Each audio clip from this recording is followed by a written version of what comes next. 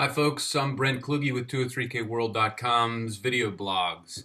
Today's topic is selecting your contractor for your 203k. It doesn't matter where your 203k project is, what part of the country, you are going to have to make the selection for your contractor. 9 times out of 10, your lender has potentially a list that is a preferred contractor list or approved contractor list. But this is not the end-all be-all. You should select your own contractor. The truth is the lender should not want to refer contractors to you for liability reasons. Find your own contractor. Do your due diligence. Here's a few things to consider and some of the laws that need to be looked out for. First thing is there should be some consideration as to whether your project is a streamlined 203k or a full 203k. On the streamlined 203k with the renovation below $30,000 total, 35 total renovation, but that's about 30 for the contingency and such. 30,000, you may elect to have multiple contractors, and it's okay for you to do that. So you might have an HVAC person and a general, maybe a carpet guy and maybe a kitchen guy. That's okay. So if you go to a full K, you want a general contractor, somebody that's going to sub mechanicals and everything out, but handle the entire project themselves, GC.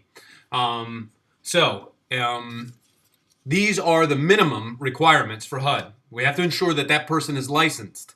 I operate out of Maryland. I do Ks all over the country. Each municipality is different. In Maryland, for instance, there's the Maryland Home Improvement Commission that licenses general contractors, and they are required to have an MHIC license. So whether it's DC or Florida or Texas or California, check your local municipality, find out what the licensing requirement is for a general contractor, and they have to hold that license at a minimum. In addition, they have to be insured. The minimum insurance for whatever the local municipality is, again. There's no set number by HUD. So whatever the insurance requirement is, we have to verify that it's in place and that it's active. And then the other piece that's a little tricky is if they have multiple employees, it's required that they carry workers' comp insurance. So that's a little tricky. How do you tell if it's not just an independent or, a small partnership or just one person and they have 1099 crews? It gets a little hairy. Bottom line is if they bring over a bunch of people and they say this is my staff, you want to make sure that they have workers' comp insurance so that if those workers are hurt on the job, they don't come after you. So minimum, licensed, whatever the municipality is, insurance, workers' comp insurance. In addition, HUD statutorily requires the lenders to ensure that we check references. So those are the 4 things, main things. Now here's what we do. We've developed the builder registration kit. We send it out to the builder once you, the homeowner, select the builder or contractor. They fill the paperwork out. If they want to do the job, they have to fill it out. It includes all their information, all their licensing, their references, all kinds of trade references and things that we ask for, as well as recent job references. And we utilize that kit to, once we sell our loan, we utilize that kit to both approve that builder contractor in-house, and we have to have that person approved that whoever we're selling the loan to. So those are the things minimum that you have to ensure. So, step back a minute and think about that. Contractors have to pass muster at a minimum with their license, insurance, and references. And if they don't have them, or if they're pretending to be a contractor, or they're a fly-by-nighter, or a handyman with a hammer, they can't do your K. Don't even try it. It just won't happen. Minimum, they have to be licensed, insured, and have some references. And we are going to check them, and you should. If in fact, a few other tidbits, if in fact this builder says, I'm approved 203k contractor, the truth is there's no approval. HUD doesn't approve contractors. Lenders don't approve contractors, so to speak. And even the banks that we sell, the big banks that we sell these loans to, they have a list, but they don't necessarily approve them. So here's the thing. Even if they did, what they're talking about is perhaps they did a recent job on a 203K and the lender sold the loan to Bank of America, for instance. If Bank of America has them on their approved list, great. It's less paperwork that they have to go through. But we still have to check, is the license still, not expired? Did it not expire last week? And is the insurance still good? And we still have to check the references. So there's still some machinations that they have to go through at a minimum. So even if they say they're registered, check them anyway. We're going to check them. Contractor has to supply their own contract. Don't get a work write-up from a 203K consultant, a specifications of repairs, and let them sign it and submit it to you and say, here you go. I'll do this work for this amount of money. Doesn't work. In Maryland, there's minimum requirements in their contract that they have to include in there. To include their name, their business name, their address, their phone number, their Maryland Home Improvement Contractor license, how long it takes to do the work, how much is being paid, how the money's going to be collected, the line items, all these things have to be specified by your state law. So we need that in turn, for our loan. So make sure the contractor supplies you with their own contract. You don't have to be too leery of guys that still write it on pieces of paper and send it in. That's okay. Some contractors out there maybe aren't the best in the latest business world and working with Word or, have their own programs. Maybe they have the old onion skin sheets where they write on it and it's 2-ply and they rip one off and hand you one. Still fine. Nothing wrong with that. But you want it in writing on their contract. Okay, so minimum forms. Contractor has to sign the 203K plans and specs that's supplied by your consultant. Streamlined 203Ks, don't be worried. If you're doing a K, you don't necessarily need these. You might want to have them. Check out my blogs. Sometimes it's better to have them. But full Ks, you need them. 203K consultant has to do a write-up with specifications of repairs. That has to be signed by the consultant, by the home buyers, and the contractor. So the contractor's going to have to sign that, and he's going to have to sign the homeowner contractor agreement. And in that agreement, it spells out all the little caveats about how he understands about work must begin before money is drawn, and no monies are advanced, and the 10% holdback. So do your homework. You can Google this, homeowner contractor agreement for 203Ks. You'll find it. PDFs all over the web. So contractor will have to sign. His own contract, signed by him and you, the home buyers. Sign the plans and specs and the homeowner contractor agreement. Minimum.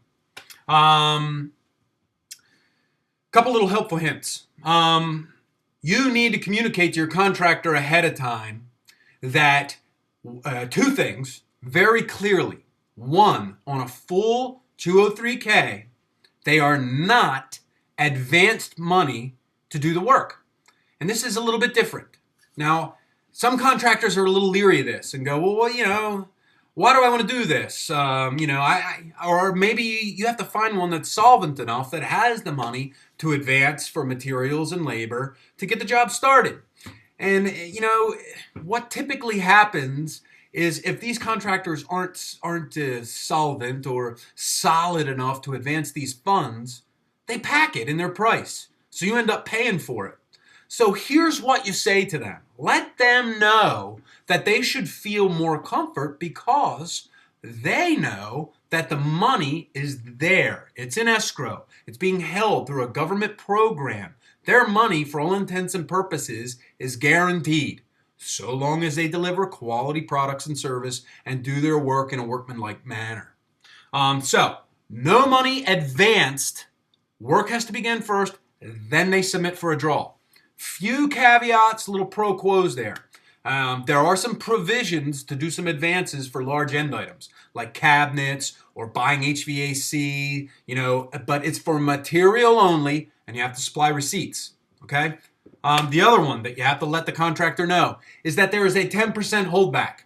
You explain, hey, look, we're going to give you a draw. You're going to have to go start the work, and, you can get to a certain point. You say when that point is and request a draw.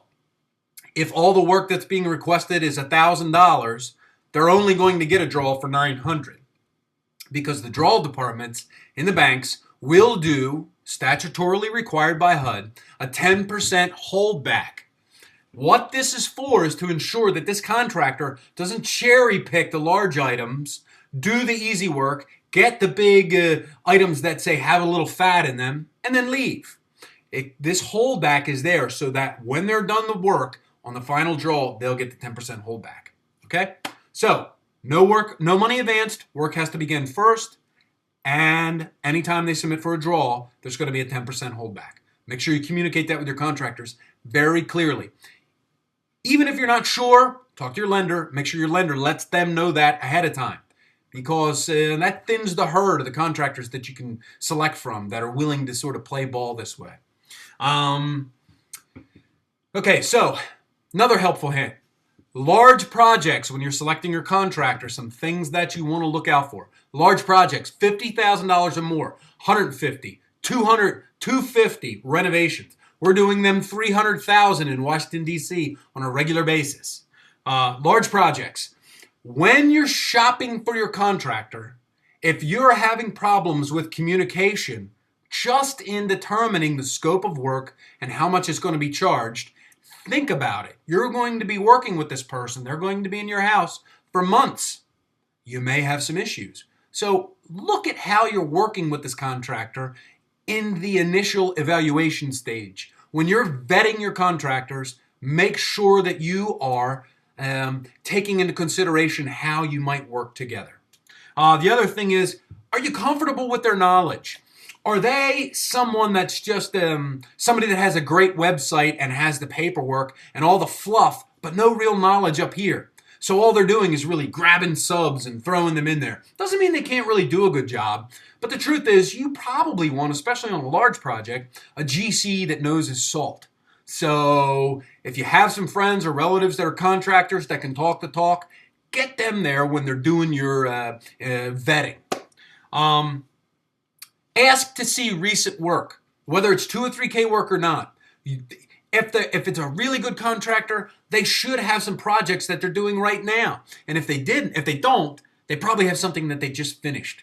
And if they don't have anything to show you, you might want to think about maybe using somebody else. Talk to the references. Ask them, hey, can you show me this work? Do you mind if I talk to the homeowners? Ask the homeowners the important questions. Did he deliver? Is he on time? Is he doing quality work? Etc., etc. Ask the contractors about warranties.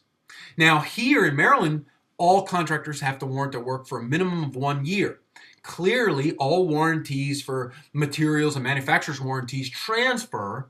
However, a lot of times good contractors will extend those warranties. So instead of the minimum here around Maryland, a lot of contractors will warrant their work for 3 years, for instance. So that's worth measuring when you're trying to vet for who you're going to select. Picking a contractor is never easy, especially if you don't know any or if you've just moved to an area and you're going to renovate the house. Great idea. You're probably going to make money, but you have to find a contractor that you're going to be comfortable with and that your comfort level with them about their knowledge for the job is there. So do your due diligence, have fun with it, make your selections together, and at the end of the day, if you can't find one, then maybe ask your lender for a couple of references to potentially compare to.